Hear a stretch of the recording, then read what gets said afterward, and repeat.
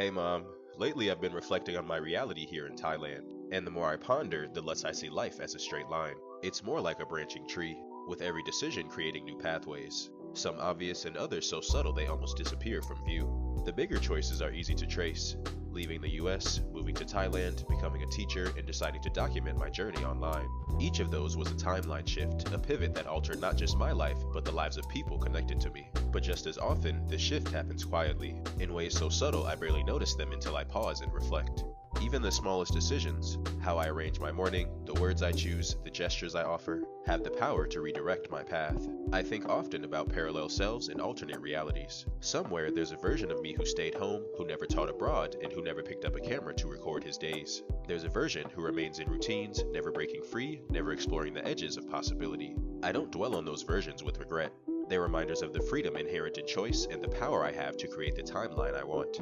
The reality I desire feels boundless. A life where I'm not tethered by schedules, locations, or limitations. Where curiosity and intention shape every hour. I see myself lingering in places that inspire me, returning to others that feel like home, and moving on when the world calls me elsewhere. It's a life of complete openness, where time itself feels flexible, expansive, and mine to shape. Each choice I make now, whether in the classroom, in my routines, or in small personal experiments, builds toward that future. Teaching in Thailand has also shown me that my timeline is intertwined with others in profound ways. Every interaction I have with my students is a potential pivot in their own unfolding paths.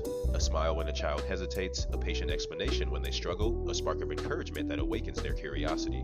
These are subtle but powerful shifts. Each interaction nudges them toward new possibilities, shaping versions of themselves I can only imagine. My choices in the classroom ripple outward, influencing not only their present, but the trajectories of their own lives in ways that may not become clear for years. And that brings me to a vision that inspires me every day. Eventually, my students will be my age, and I would love to have a conversation with them, to see how they're doing, what paths they've taken, and whether anything I shared in class helped shape their journeys.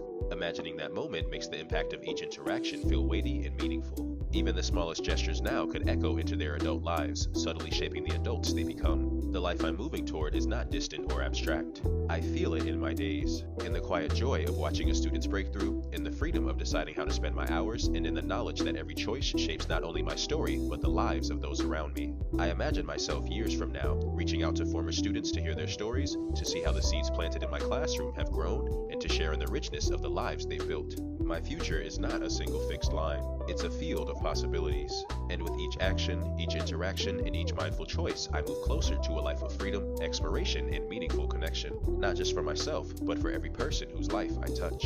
I ate some spicy tom yum noodles with pork, and that was it for my day. Okay, love you. Bye.